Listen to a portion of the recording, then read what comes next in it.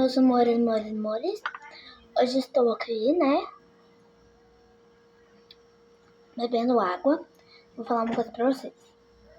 Eu vou pro rancho lá em Goiás. Faz um tempão que eu não vou, tá?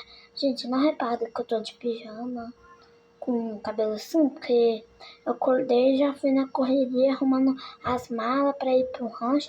Aí eu fico lá hoje, né, de noite. Aí durmo e fico até domingo. Talvez eu vou embora segunda de manhã. Talvez eu vou embora domingo de tarde. Então, vou fazer muitas brincadeiras.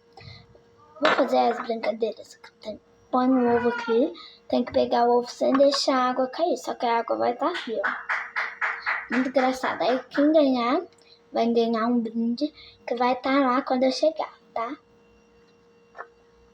Beijos, tchau.